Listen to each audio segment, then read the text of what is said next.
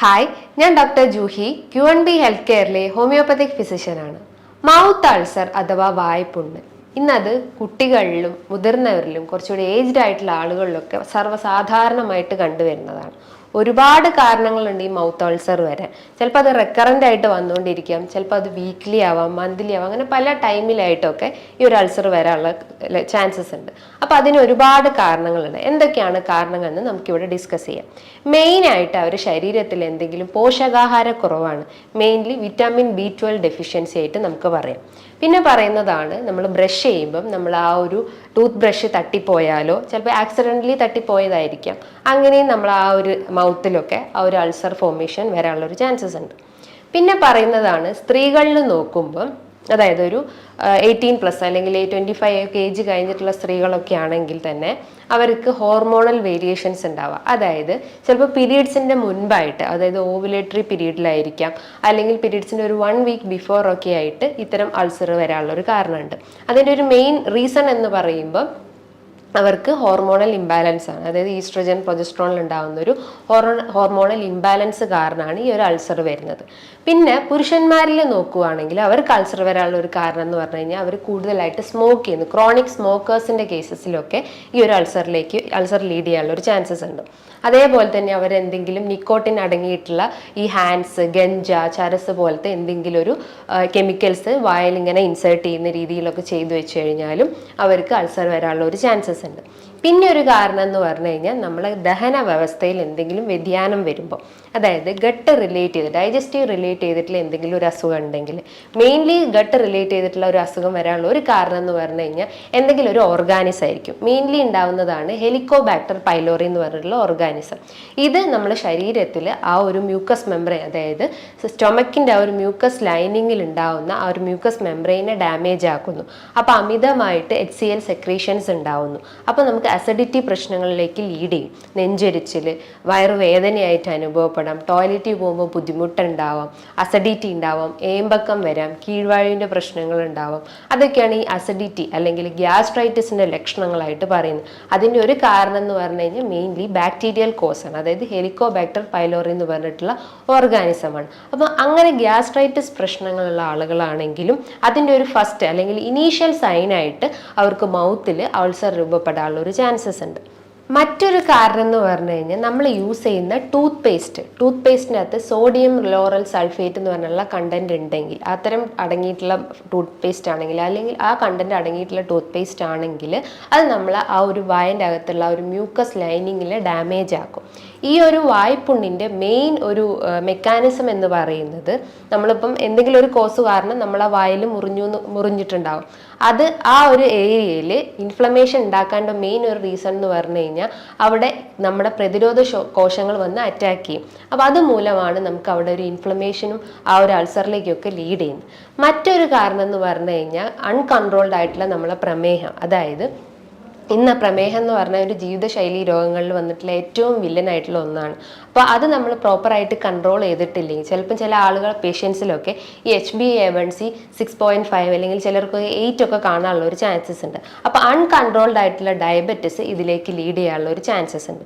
അതേപോലെ തന്നെയാണ് ചില പേഷ്യൻസ് ചില മെഡിസിൻസ് ഒക്കെ ഇങ്ങനെ കണ്ടിന്യൂസ് ആയിട്ട് എടുക്കുന്നു, മന്ത്ലി വീക്ക്ലി ഒക്കെ ആയിട്ട് ഹൈ ഡോസ് മെഡിസിൻസ് ഒക്കെ എടുക്കുന്നുണ്ടെങ്കിൽ അതിൻ്റെ ഒരു സൈഡ് എഫക്റ്റ് ആയിട്ടും ഈ ഒരു അൾസർ വരാനുള്ള ഒരു ചാൻസസ് ഉണ്ട്. നമ്മൾ ശ്രദ്ധിച്ചിട്ടുണ്ട്, നമുക്ക് പനിയൊക്കെ റെക്കറൻ്റായിട്ടൊക്കെ ഇൻഫെക്ഷൻസ് അല്ലെങ്കിൽ പനിയൊക്കെ വന്നിട്ടുള്ള ആളുകളൊക്കെ ആണെങ്കിൽ അവർ ആൻറ്റിബയോട്ടിക്സ് അല്ലെങ്കിൽ പാരസെറ്റമോൾ പോലത്തെ ടാബ്ലറ്റ്സ് സെൽഫ് മെഡിക്കേഷൻസിൽ എടുക്കും.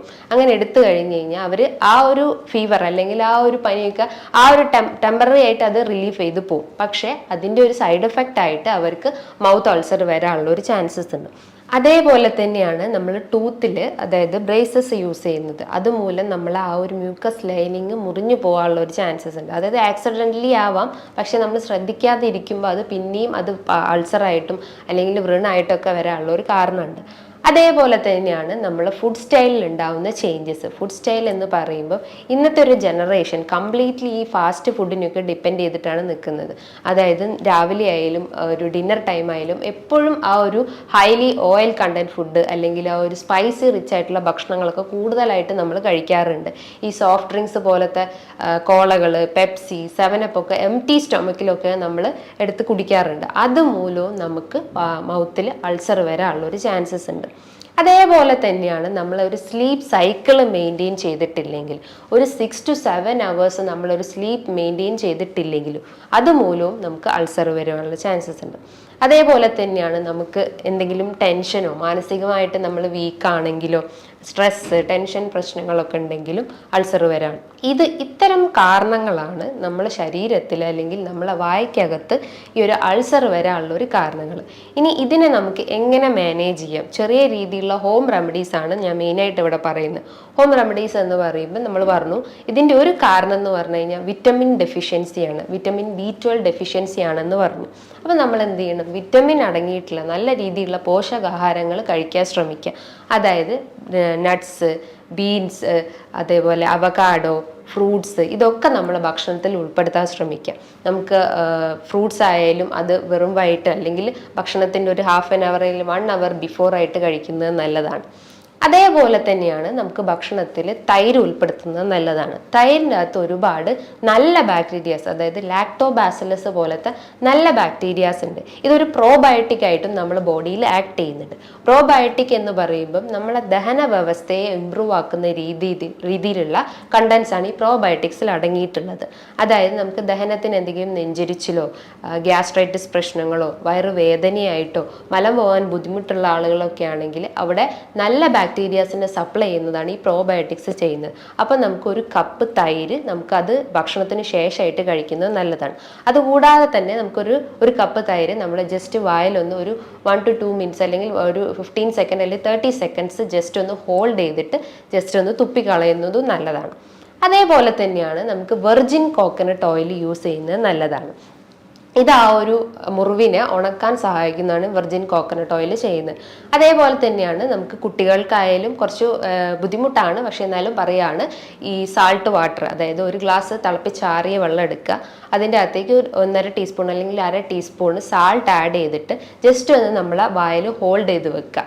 ആ ഒരു 15 seconds ജസ്റ്റ് ഒന്ന് ഹോൾഡ് ചെയ്ത് വെച്ച് കഴിഞ്ഞാൽ ഒരു കണ്ടിന്യൂസ് ആയിട്ട് ഒരു 1 to 2 days നമ്മൾ ഈ ഒരു പാറ്റേൺ ഫോളോ ചെയ്ത് കഴിഞ്ഞാൽ നമുക്കൊരു ഈ ഒരു വേദന അല്ലെങ്കിൽ ഒരു അൾസറിൻ്റെ ആ ഒരു വേദന നമുക്ക് ശമിപ്പിക്കാൻ പറ്റും. അതോടൊപ്പം തന്നെ ആ ഒരു മുറിവൊക്കെ ഉണ്ടെങ്കിൽ പെട്ടെന്ന് അങ്ങ് കരിഞ്ഞു പോകാനുള്ള ഒരു ചാൻസസ് ഉണ്ട്. ഇത്തരം ഹോം റെമഡീസ് നമ്മളൊന്ന് ഫോളോ ചെയ്ത് കഴിഞ്ഞാൽ നമുക്ക് ആ ഒരു വേദനയും ആ ഒരു എന്താ പറയുക ആ ഒരു അൾസറൊക്കെ നമുക്ക് കുറയ്ക്കാൻ പറ്റും. ഇനി നമ്മൾ ജസ്റ്റ് നമ്മൾ ടോട്ടലി നമ്മൾ മാനേജ് ചെയ്യേണ്ട കുറച്ച് കാര്യങ്ങൾ എന്ന് പറഞ്ഞാൽ ഞാൻ പറഞ്ഞു ഇതിൻ്റെ ഒരു മെയിൻ കോസ് എന്ന് പറഞ്ഞാൽ സ്ലീപ്പിൽ ഉണ്ടാവുന്ന വേരിയേഷൻസ് ആണ്. അല്ലെങ്കിൽ സ്ലീപ്പിൽ ഡിസ്റ്റർബൻസ് ഉണ്ടാകുമ്പോൾ നമുക്ക് അൾസറിൻ്റെ, അതായത് ഒരു എക്സ്റ്റേണൽ സൈൻ ആയിട്ട് നമുക്ക് അൾസർ വരാം. അപ്പോൾ ഒരു 6 to 7 hours എപ്പോഴും ഒരു സ്ലീപ്പ് സൈക്കിൾ അവിടെ മെയിൻറ്റെയിൻ ചെയ്യാൻ ശ്രമിക്കുക. നമുക്കറിയാം ഒരു സ്ലീപ്പ് ഡിസ്റ്റർബ് ആയി കഴിഞ്ഞാൽ നമ്മളെ കോൺസെൻട്രേഷൻ തെറ്റിപ്പോവും, നമ്മളെ ഡെയിലി റൂട്ടീൻ തന്നെ മാറും, നമുക്ക് ദഹന പ്രശ്നങ്ങൾ ഉണ്ടാവാം, നമുക്ക് കിതപ്പിൻ്റെ പ്രശ്നങ്ങൾ ഉണ്ടാവാം, ടോയ്ലറ്റിൽ പോകാനുള്ള ബുദ്ധിമുട്ടുണ്ടാവും. അങ്ങനെ പല രീതിയിലുള്ള ലക്ഷണങ്ങൾ നമ്മുടെ ശരീരത്തിൽ കാണിക്കും. നമ്മൾ ടോട്ടലി ഒരു ഡൾ സ്റ്റേജിലോട്ട് പോകും, നമ്മളെ സ്ലീപ്പ് ടോട്ടലി ചേഞ്ച് ആയി കഴിഞ്ഞു. എപ്പോഴും ഒരു സ്ലീപ്പ് ഒരു 7 to 6 അല്ലെങ്കിൽ 6 to 7 hours sleep cycle maintain ചെയ്യാൻ ശ്രമിക്കുക. ഇനി ഓവർ ടെൻഷനോ സ്ട്രെസ്സോ ഒക്കെ ഉള്ള ആളുകളാണെങ്കിൽ അവർക്കൊരു മെഡിക്കേഷൻസ് സ്റ്റാർട്ട് ചെയ്യാം. അതായത് യോഗ പോലത്തെ എന്തെങ്കിലും ചെറിയ രീതിയിലുള്ള മൈൻഡ് റിലാക്സിങ് എക്സസൈസ് ചെയ്ത് കഴിഞ്ഞാൽ അവർക്ക് ആ ഒരു സ്ട്രെസ്സും ടെൻഷനും ഒക്കെ കുറയ്ക്കാൻ പറ്റുന്നതാണ്. അതേപോലെ തന്നെയാണ് അവർക്ക് നല്ല രീതിയിൽ ബോഡി ഹൈഡ്രേറ്റ് ചെയ്യാൻ ശ്രമിക്കുക. ഇനിയിപ്പോൾ ദഹനത്തിൻ്റെ എന്തെങ്കിലും പ്രശ്നങ്ങളൊക്കെ ഉണ്ടെങ്കിലും മലബന്ധം പോലത്തെ പ്രശ്നങ്ങൾ, അതായത് വയറിൽ എരിച്ചിലോ പുകച്ചിലോ അൾസർ പ്രശ്നങ്ങൾ, ഗ്യാസ്ട്രൈറ്റിസ് പ്രശ്നങ്ങളൊക്കെ ഉള്ള ആളുകളാണെങ്കിൽ അവർ വെറും വയറ്റിൽ ഒരു എംപ്റ്റി സ്റ്റൊമക്കിൽ അല്ലെങ്കിൽ വെറും വയറ്റിൽ അല്ലെങ്കിൽ ഒരു എംപ്റ്റി സ്റ്റൊമക്കിൽ വെള്ളം കുടിക്കുന്നത് ഏറ്റവും നല്ല കാര്യമാണ്. അതിൻ്റെ അത് ജസ്റ്റ് ഒന്ന് ആഡ് ചെയ്യേണ്ട, തിളപ്പിച്ചാറിയ വെള്ളം തന്നെ കുടിക്കാൻ ശ്രമിക്കുക. അതേപോലെ തന്നെയാണ് നമ്മൾ ടൂത്ത് പേസ്റ്റ് ഉപയോഗിക്കുമ്പോൾ ടൂത്ത് പേസ്റ്റിൻ്റെ അകത്ത് സോഡിയം ലോറൈൽ സൾഫേറ്റ് ഒക്കെ അടങ്ങിയിട്ടുള്ള ആ ഒരു കണ്ടന്റ് അടങ്ങിയിട്ടുള്ള ടൂത്ത് പേസ്റ്റ് ആണെങ്കിൽ മാർക്കറ്റിൽ പോയി നമ്മൾ പർച്ചേസ് ചെയ്യുമ്പോൾ അത് ജസ്റ്റ് ഒന്ന് ശ്രദ്ധിക്കുക. അതൊക്കെ ആ കണ്ടന്റ്സ് അടങ്ങിയിട്ടുള്ള ടൂത്ത് പേസ്റ്റ് കഴിവതും ഒഴിവാക്കാൻ ശ്രമിക്കുക. അതേപോലെ ബ്രഷ് ചെയ്യുമ്പോഴായാലും നമ്മൾ ആ ഒരു ബ്രഷ് ചെയ്യുമ്പോൾ ആ ബ്രഷ് ഒരു 2 to 3 മന്തിൽ ബ്രഷൊക്കെ കഴിവതും ചേഞ്ച് ചെയ്യാൻ ശ്രമിക്കുക. നല്ലൊരു ഓറൽ ഹൈജീൻ അവിടെ മെയിൻറ്റെയിൻ ചെയ്യാൻ ശ്രമിക്കുക. ഫുഡ് കഴിച്ചാൽ ഉടനെ തന്നെ നല്ല രീതിയിൽ മൗത്തൊക്കെ ഒന്ന് വാഷ് ചെയ്യുക. എന്തെങ്കിലും ടൂത്ത് പിക്സ് ഒക്കെ ഉണ്ടെങ്കിൽ അത് വെച്ചിട്ട് എന്തെങ്കിലും ഫുഡ് പാർട്ടിക്കിൾസ് കുടുങ്ങി കിടക്കുന്നുണ്ടെങ്കിൽ അതൊക്കെ ഒന്ന് ക്ലിയർ ഔട്ട് ചെയ്യാൻ ശ്രമിക്കുക. അതേപോലെ തന്നെയാണ് നമ്മളെ ഭക്ഷണത്തിൽ സ്പൈസി, അതായത് ഓവർ മസാലാസ് ചേർത്തിട്ടുള്ള ഫുഡ് ഐറ്റംസ് ഒക്കെ ഉണ്ടെങ്കിൽ അതൊക്കെ ഒന്ന് പൂർണ്ണമായിട്ട് ഒഴിവാക്കാൻ ശ്രമിക്കുക. പകരം നമ്മളെ ബോഡി കൂളാക്കുന്ന രീതിയിലുള്ള ഫുഡ് ഐറ്റംസ് എടുക്കാൻ ശ്രമിക്കുക. നമുക്ക് ഫ്രൂട്ട്സ് എടുക്കാം, വെജിറ്റബിൾസ് നല്ല രീതിയിൽ എടുക്കാം. വെജിറ്റബിൾസ് ചോപ്പ് ചെയ്തിട്ട് സാലഡ്സ് ആഡ് ചെയ്ത്, അതായത് കേർഡൊക്കെ ആഡ് ചെയ്തിട്ട് സാലഡ്സ് രൂപത്തിലൊക്കെ നമ്മളെ ഭക്ഷണത്തിൽ ഉൾപ്പെടുത്തുന്നത് ഏറ്റവും നല്ലതാണ്.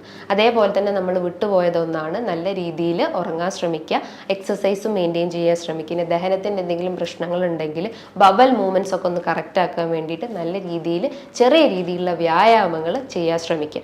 ഈ പറഞ്ഞിട്ടുള്ള ഒരു മാനേജ്മെന്റ് നമ്മൾ ഫോക്കസ് ചെയ്ത് കഴിഞ്ഞാൽ, ഈ ഒരു പാറ്റേൺ നമ്മൾ ഫോക്കസ് ചെയ്ത് കഴിഞ്ഞാൽ ഈ ചെറിയ പ്രശ്നങ്ങൾ നമ്മൾ വലുതാക്കുന്നതിന് മുന്നേ നമുക്ക് കൺട്രോൾ ചെയ്യാൻ പറ്റുന്നതാണ്. ഇനിയിപ്പോൾ അൾസർ, നമ്മൾ ചിലർ ചോദിക്കും അൾസർ എപ്പോഴാണ് അതൊരു ക്യാൻസറിലേക്ക് ലീഡ് ചെയ്യുക? ഇനി അൾസർ ഇങ്ങനെ കണ്ടിന്യൂസ് ആയിട്ട് നിന്ന് കഴിഞ്ഞാൽ വേറെ എന്തെങ്കിലും ബുദ്ധിമുട്ടുണ്ടാവുമോ? ഇനി ദഹനത്തിൻ്റെ പ്രശ്നം മൂലമാണോ ഈ ഒരു അൾസർ ഉണ്ടാവുന്നത്? അങ്ങനെ പല സംശയങ്ങളുണ്ട്. യൂഷ്വലി നമ്മൾ ആ ഒരു മൗത്ത് അൾസർ അല്ലെങ്കിൽ വായ്പുണ്ട് ഒരു സെൻറ്റിമീറ്ററിനെക്കാട്ടും സൈസ് കൂടുതലാണെങ്കിൽ നമ്മളൊന്ന് ജസ്റ്റ് ശ്രദ്ധിക്കണം. അതേപോലെ തന്നെ റെക്കറൻ്റ് ആയിട്ട് ഒരു വീക്കിലി ഒരു 2 to 3 ടൈംസ് പിന്നെയും റെക്കറൻ്റ് ആയിട്ട് ഇങ്ങനെ അൾസർ വന്നുകൊണ്ടിരിക്കുകയാണെങ്കിൽ നമ്മൾ തീർച്ചയായിട്ടും ഒരു ഡോക്ടറുടെ നിർദ്ദേശപ്രകാരം ആ ഒരു മെഡിസിൻസ് സ്റ്റാർട്ട് ചെയ്യേണ്ടത്. ഇനിയിപ്പോൾ ഓവർ മെഡിസിൻസ് ഒക്കെ എടുക്കുന്ന ആളുകളാണെങ്കിൽ അതൊക്കെ ഒന്ന് പൂർണ്ണമായിട്ടും ഒഴിവാക്കാൻ ശ്രമിക്കുക. ബിക്കോസ് ഈ ഓവർ മെഡിസിൻസ് ഒരു സൈഡ് എഫക്റ്റ് ആയിട്ടാണ് നമുക്ക് ഈ ഒരു അൾസർ വരുന്നത്. അപ്പോൾ ഓവർ മെഡിസിൻസ് ഉള്ള ആളുകളാണെങ്കിൽ അത് പൂർണ്ണമായിട്ടും ഒഴിവാക്കാൻ ശ്രമിക്കുക. ഈ പറഞ്ഞിട്ടുള്ള ഒരു നല്ല രീതിയിലുള്ള ഒരു ഹെൽത്തി ലൈഫ് സ്റ്റൈൽ മെയിൻറ്റെയിൻ ചെയ്ത് കഴിഞ്ഞാൽ ഈ ഒരു അൾസർ പ്രശ്നങ്ങൾക്ക് നമുക്ക് പൂർണ്ണമായിട്ടും മാറ്റിയെടുക്കാവുന്നതാണ്. ഹോമിയോപ്പതിയിൽ ഇതിന് ഒരുപാട് മെഡിസിൻസ് അവൈലബിൾ ആണ്. മെർക്സോള്, ഹെപ്പാർ സൾഫ്, ബെല്ലഡോണ, അങ്ങനെ പല രീതിയിലുള്ള മെഡിസിൻസ് ഇന്ന് അവൈലബിൾ ആണ്. സോ നല്ല രീതിയിലുള്ള മെഡിസിൻസ് സ്റ്റാർട്ട് ചെയ്തിട്ട് നമുക്ക് ഈ ഒരു അസുഖത്തെ നമുക്ക് പൂർണ്ണമായിട്ടും സ്റ്റോപ്പ് ചെയ്യാവുന്നതാണ്. ഇനി ഇതുമായി ബന്ധപ്പെട്ട് നിങ്ങൾക്ക് എന്തെങ്കിലും സംശയങ്ങൾ ഉണ്ടെങ്കിൽ നിങ്ങൾക്ക് താഴെ കാണുന്ന നമ്പറിൽ കോൺടാക്ട് ചെയ്യാവുന്നതാണ്. നല്ലൊരു ഹെൽത്ത് ടോപ്പിക്കുമായി വീണ്ടും കാണാം. Thank you.